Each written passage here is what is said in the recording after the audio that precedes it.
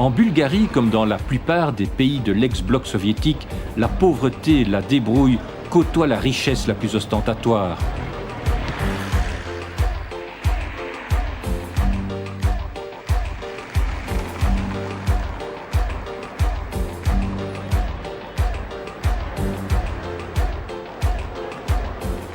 L'argent, c'est surtout du côté du crime organisé qu'on le trouve. L'argent facile, amassé par les réseaux mafieux, où se retrouvent anciens de la nomenclatura et des services secrets. Aucun domaine ne leur échappe.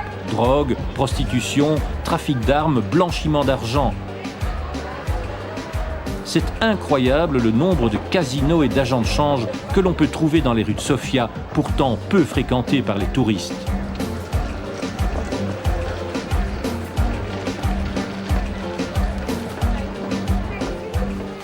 Un journaliste bulgare a suivi depuis le début le développement tentaculaire de la mafia dans son pays.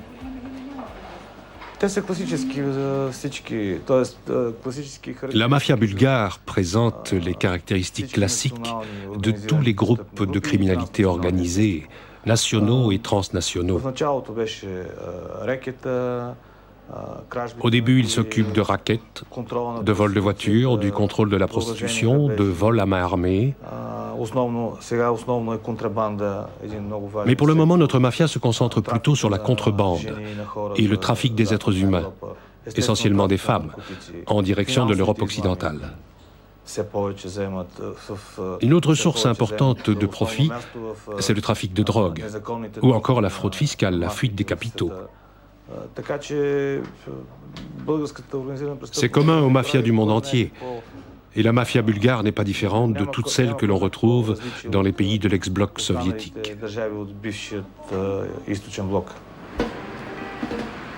Face à cette criminalité multiforme et très bien structurée, une police, elle aussi, très spécialisée, le département de la lutte contre le crime organisé.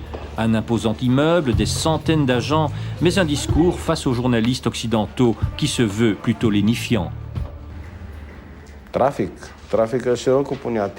Le trafic est une notion assez vaste. Il y a le trafic des êtres humains, le trafic d'armes, le trafic de drogue. Mais je n'ai pas l'impression que la Bulgarie soit le plus grand trafiquant. Il y en a de plus importants. Et puis je ne travaille pas sur des impressions, mais sur des faits et des documents.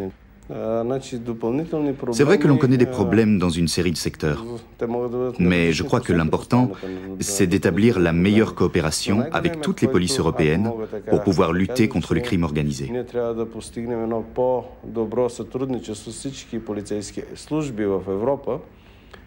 Ça, c'est vraiment ce qui relève de ma compétence.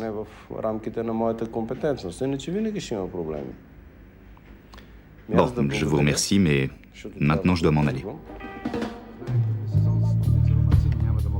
C'est dans ce contexte de crime organisé que va se développer le trafic de visas Schengen. C'est la clé de toutes les magouilles indispensables pour entrer en Occident. Les précieux visas belges, grecs, italiens, allemands ou français se négocient très cher dans les rues de Sofia.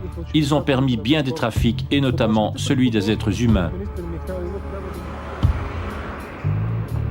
Il y a un peu plus de 2 ans, les autorités judiciaires de Strasbourg s'inquiètent de l'afflux soudain de prostituées bulgares, dont certaines d'ailleurs se retrouveront par la suite en Belgique. L'enquête découvre un réseau organisé utilisant des visas d'affaires octroyés par l'ambassade de France à Sofia. Le parquet strasbourgeois va agir très rapidement sur base notamment d'informations de la police belge. Le point de départ, ça a été l'interpellation de prostituées bulgares sur les quais de Strasbourg.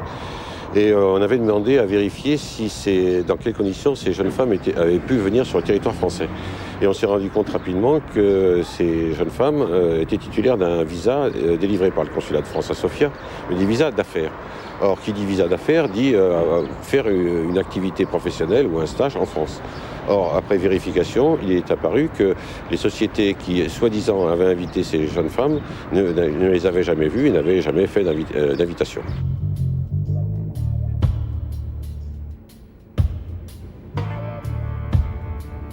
Ont été mis en examen, effectivement, le chef d'entreprise français et son épouse, qui est aussi dirigeant de société.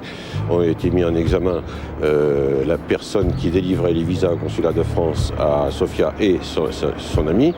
Ont été mis en examen l'ambassadeur de France à Sofia et le consul de France à Sofia. Et quels sont les chefs d'inculpation? Alors parmi les chefs d'inculpation, il y a effectivement l'aide au séjour de personnes étrangères en situation irrégulière, la délivrance indue et habituelle de documents administratifs en espèces des visas, plus des affaires de proxénétisme. Les prostituées, qui sont quand même nombreuses à Strasbourg ou dans d'autres villes de France, sont quand même sont dirigées par des réseaux qui sont des réseaux de criminalité organisée, dont les têtes se trouvent dans leur pays d'origine, c'est-à-dire en Bulgarie, mais il n'y a pas que la Bulgarie, il y a aussi la Russie, l'Ukraine, la Slovaquie, la Tchéquie, effectivement. Et on a affaire à des réseaux parfaitement organisés et dangereux. La fraude découverte à l'ambassade de France et dans d'autres chancelleries occidentales est classique. Les mafieux obtiennent les précieux visas grâce à des complicités internes qui fournissent de fausses invitations à voyager ou bien oublient, contre rémunération, de vérifier le bien fondé de la demande. L'enquête française sera rapide et efficace, mais rien de semblable du côté belge. Pourtant, l'ambassade de Belgique n'a pas échappé à la règle. Plusieurs centaines de visas y auraient aussi été délivrés irrégulièrement. Montant estimé de la fraude, plus de 500 000 €. C'est en 1996 que cette fraude est dénoncée par une diplomate, Myriam Kuhn, à l'époque numéro 2 à l'ambassade. Les diplomates, c'est bien connu, voyagent beaucoup. Et c'est à Rome que nous avons retrouvé Myriam Kuhn. Elle accepte pour la première fois de s'exprimer publiquement. Au début, on remarque différents petits éléments anormaux. Et par exemple, le fait de voir la constitution d'une caisse noire, c'est-à-dire que les demandeurs de visa, déjà très pauvres dans un pays comme la Bulgarie, devaient donner davantage d'argent que ce qui était légalement requis, était pas tout à fait normal lorsqu'on est diplomate. Il est vrai aussi que la fonction d'un diplomate est de se renseigner dans le pays et de recevoir de l'information. Et donc, différentes personnes ont aussi attiré mon attention sur des personnages qui étaient proches de l'ambassade, ce qui veut dire que je suis devenue attentive à ce que je faisais, à ce qui se faisait. À ce moment-là, j'ai donc regardé ce qui se passait aussi en matière de visa et assez rapidement constaté que les règles de délivrance n'étaient pas respectées. Il était connu de tout Bulgare qu'il était extrêmement facile d'obtenir un visa Schengen, non seulement à l'ambassade de Belgique, mais dans nombre d'ambassades. Et le rapport du ministre de l'Intérieur en décembre 2000, c'est-à-dire 5 ans après que le parquet ait été informé pour la première fois, confirme cette situation. On a des indications que le trafic avait lieu au moins depuis 1992 et s'est poursuivi jusqu'au moins fin 2000. Mais vous avez déposé plainte, donc vous avez initié une action en justice. J'ai d'abord informé Bruxelles, bien sûr, de manière répétée, de manière de plus en plus précise. Je leur ai demandé de venir faire une enquête. Ils n'ont jamais répondu. Après un an et demi, effectivement, j'ai informé également le parquet. Et comme le parquet non plus n'ouvrait pas une enquête, ce qu'il aurait dû faire, puisqu'il avait connaissance de délit, j'ai dû déposer plainte avec constitution partie civile. Et alors, à partir du moment où vous avez déposé plainte, ça s'est bien passé, l'enquête s'est bien déroulée dans des délais corrects? À partir du moment où j'ai déposé plainte, la plainte n'a pas été instruite. Elle est passée entre les mains de 3 ou 4 substituts avant de ne pas arriver chez un juge d'instruction. 2 années passent donc sans que rien ne bouge. Le Centre pour l'égalité des chances décide alors de se joindre à la plainte. La fraude au visa paraît en effet alimenter directement le trafic des êtres humains, mais aussi d'autres activités mafieuses. Venons de là-bas. Commençons par cela. Blanchiment, prostitution, pornographie enfantine, drogue, venons, et j'en oublie, et cigarettes. Parlant de la Belgique jusqu'à là, viande, aucun doute. Aucun doute. C'est plein. Selon nos informations, plusieurs sociétés flamandes d'import-export de viande auraient ainsi utilisé la filière des visas pour faciliter un commerce illégal de viande de basse qualité avec la Bulgarie.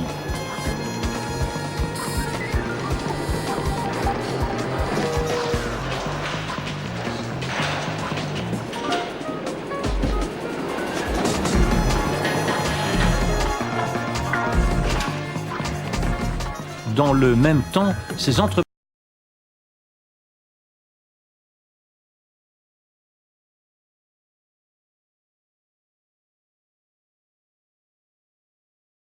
auraient perçu frauduleusement des subsides européens à l'exportation avant de disparaître dans la nature ou de faire faillite.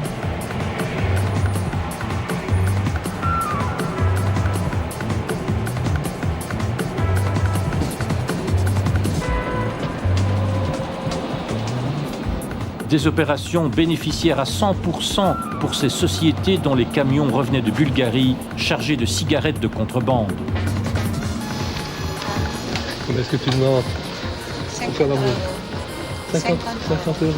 Pourquoi? Pour complet? 50 €. Pour le complet? Oui. Ok. La prostitution a largement bénéficié de ce trafic de visas. On l'a vu à Strasbourg, mais à Bruxelles aussi, de même qu'à Anvers, des prostituées de l'Est ont réussi à entrer dans l'espace Schengen de cette manière.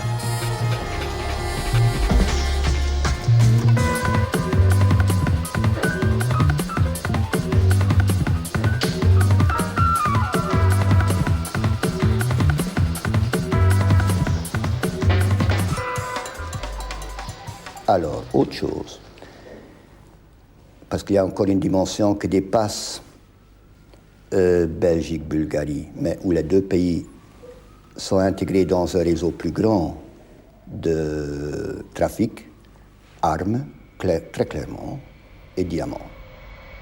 Au moins un des visas suspects de l'ambassade belge en Bulgarie aurait alimenté le trafic d'armes, celui attribué au patron d'Air Sofia, une société de fret aérien utilisant l'aéroport d'Ostende. Air Sofia, officiellement, assurait le transport de pièces d'automobile. En réalité, la société figure dans un rapport d'une organisation internationale comme important trafiquant d'armes. On retrouve sa trace en ex-Yougoslavie, en Équateur, en Nouvelle-Guinée et en Afrique centrale. Mais assez curieusement, les activités d'Air Sofia ne semblent pas trop préoccuper les autorités bulgares. Non. Je n'ai jamais entendu parler de cette compagnie. Je suis même surpris de ce que vous dites. Air Sofia? Non. Ние нямаме доказателства, че Air Sofia е замесена, но има много информация. On n'a pas vraiment de preuves qu'Air Sofia soit impliqué dans un trafic d'armes. Mais c'est vrai que certaines informations circulent. Българска територия тя не е засичана в трафик на оръжие. Cette compagnie n'a en tout cas jamais été prise en flagrant délit sur notre territoire. On sait évidemment que c'est une compagnie qui effectue du transport aérien. Mais il n'existe aucune preuve de quoi que ce soit d'autre. Bien sûr, des publications, surtout étrangères, ont fait état de trafic d'Air Sofia avec des pays sous embargo du Conseil de sécurité. Il est dangereux d'avancer des accusations sans preuve, mais c'est vrai que des journalistes bulgares ont effectivement posé des questions sur des trafics d'armes et aussi de cigarettes.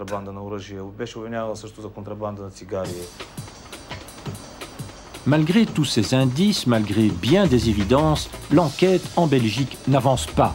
Le parquet, tout comme les affaires étrangères, reconnaissent la réalité du trafic, mais ne paraissent pas vouloir chercher plus loin.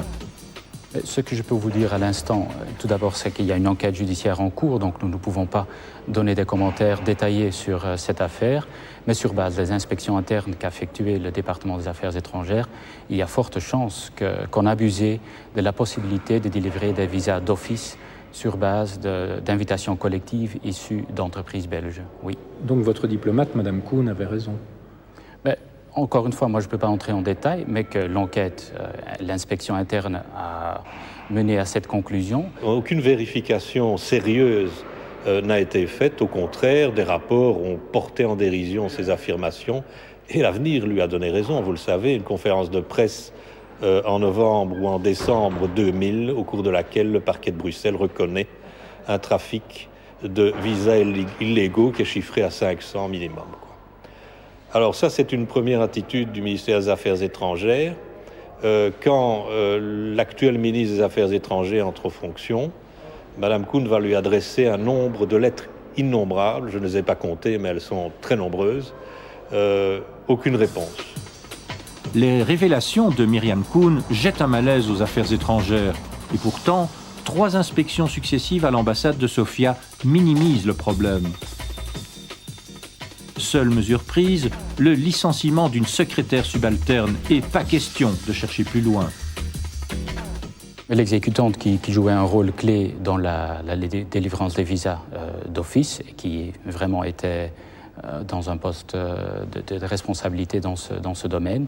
Et voilà, c'est ce qui nous a amené à la licencier. Et encore une fois, pour des mesures disciplinaires ou d'autres mesures éventuelles à l'encontre d'autres personnes qui travaillaient à l'époque à l'ambassade belgique, il faudra attendre la conclusion de l'enquête judiciaire. Oui, mais il existe des documents d'octroi de visa qui sont signés par l'ambassadeur, M. Rouvroy, donc sa responsabilité est engagée. Oui, mais encore une fois, c'est l'enquête judiciaire qui doit le prouver et qui doit apporter les éléments. Ok, mais a-t-il fallu attendre l'enquête judiciaire pour licencier un membre de votre personnel, alors qu'ici vous dites ne faisons rien contre l'ambassadeur, attendons les résultats de l'enquête?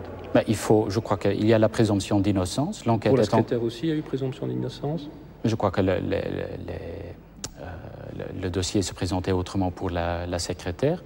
Donc, encore une fois, il y a l'enquête judiciaire qui est en cours. L'élément présomption d'innocence est important. C'est quand même un état de droit. Ici, nous devons respecter ce principe. Nous demandons à la justice de faire diligence, mais attendons les résultats de l'enquête. Officiellement donc, rien de grave ne se serait passé à Sofia.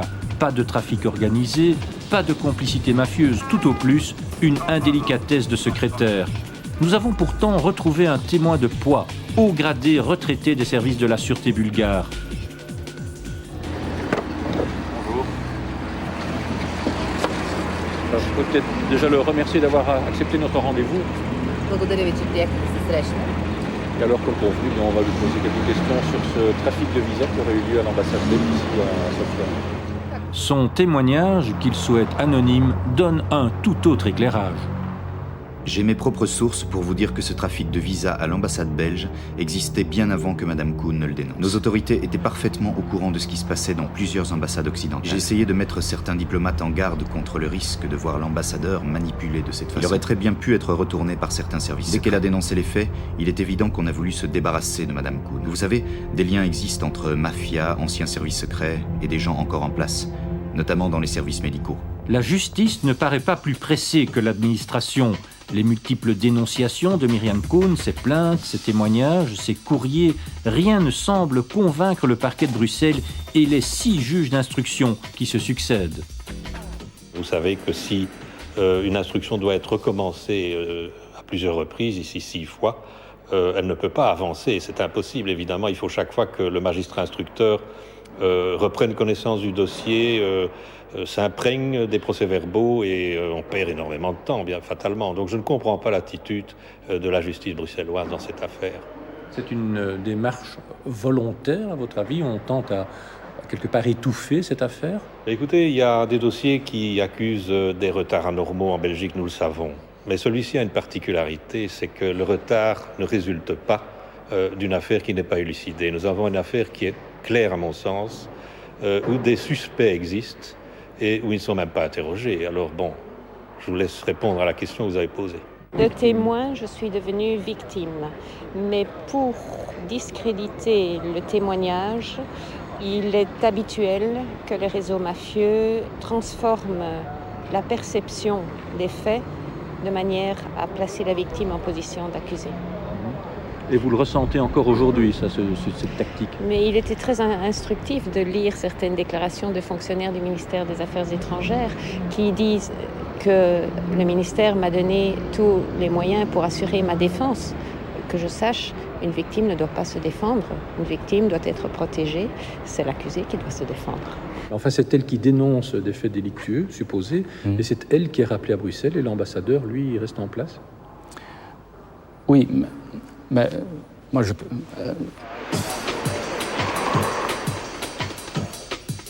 Ferdinando Imposimato est un des derniers juges antimafia encore en vie. Il ne se déplace jamais sans une escorte armée.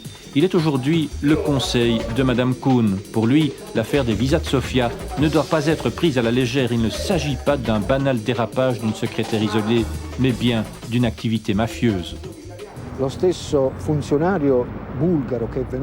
Un fonctionnaire bulgare a fait lors d'un colloque à Bruxelles une intervention dans laquelle il a dit « Notre mafia bulgare est en contact avec des fonctionnaires des ambassades qui se trouvent en Belgique ». Cette déclaration est très grave. Elle confirme ce que nous suspections, à savoir que la mafia bulgare a un très grand pouvoir et est active dans le trafic des êtres humains. On peut donc considérer que la Bulgarie est un pays de transit pour les personnes qui viennent de l'Est vers la communauté européenne. Des preuves existent donc bien. Et face à la dénonciation de Mme Kuhn, il y a en plus l'inertie de la magistrature belge. Et ceci est d'une gravité inouïe.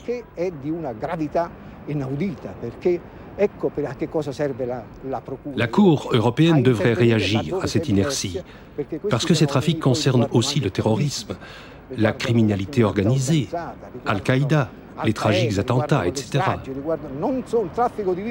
Les trafics de visas ont l'air d'une toute petite chose, mais quand on y regarde bien, ce n'est pas seulement un trafic de visas, c'est aussi un instrument pour d'autres délits. Les lenteurs judiciaires et administratives entretiennent le doute et permettent toutes les hypothèses. Pour y voir plus clair, la sous-commission sénatoriale sur la traite des êtres humains vient enfin de décider d'entendre les principaux témoins et plaignants, plus de 5 ans après les faits. Je n'ai jamais voulu non plus dépasser le rôle d'un sénateur ou d'une sénatrice, si vous voulez. Je trouve qu'à un moment donné, nous remettons des recommandations au gouvernement et c'est normalement à lui de bouger. Maintenant, on constate que sur cette affaire de traite des êtres humains, de grandes déclarations, le roi lui-même l'a cité plusieurs fois dans les discours, mais la pratique n'est pas là. Alors nous allons maintenant avoir une technique parlementaire plus incisive sur la fraude des visas. Nous avons l'impression qu'il ne faut pas chercher midi à 14h dans la traite des êtres humains, en tout cas dans ce secteur-là, c'est clair. Ils ont dû avoir des complicités pendant des années et il est temps maintenant qu'on appelle un chat et qu'on aille voir qui a donné finalement tous ces visas qui ont permis et qui permettent encore le développement de la prostitution ici. Alors ce qui s'est passé à l'ambassade belge de Sofia est exemplaire à vos yeux ? Oui, parce que, je vais dire, comme c'est un milieu diplomatique un peu feutré, si vous voulez, on essaye d'abord d'étouffer les choses à l'intérieur du ministère. Hein. C'est une règle générale et qui d'habitude d'ailleurs est rentable pour tout le monde. Mais ici, dans ce cas-ci, ça couvre quelque chose de bien plus important. C'est aussi la connexion de certains diplomates avec les milieux en question et avec le milieu tout court. Et donc là, je pense qu'il faut faire la clarté maintenant. Bien parlé. Et un peu convenu. L'essentiel de ce dossier repose donc sur le témoignage de Myriam Kuhn. Ces accusations, au fil de ces longues années, n'ont jamais changé, même si certains mettent en doute sa crédibilité. Jusqu'ici, je peux vous dire que 90% de ce qu'elle m'a dit et que j'ai pu vérifier s'est révélé vrai. J'ai pas pu tout vérifier, mais 90% de ce qu'elle dit, c'est pas plus, c'est vérifié vrai. On a tenté de déstabiliser Mme Kuhn. C'est ce qu'elle me dit. Vous le croyez ? Pensez qu'il y a des tentatives de déstabiliser ?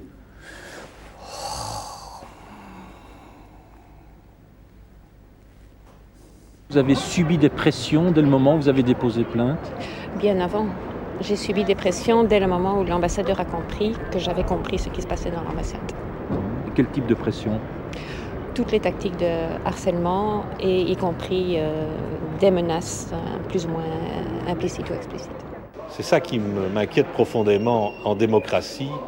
Je crains que la prochaine fois qu'un fonctionnaire devrait dénoncer des faits de ce type, il hésitera avant de le faire. Et ça, c'est très grave pour notre démocratie, parce que si le civisme disparaît, parce que finalement l'action de Mme Kuhn n'est autre qu'une action de civisme, si le civisme disparaît et n'est plus praticable, je crois que c'est la fin de l'état de droit.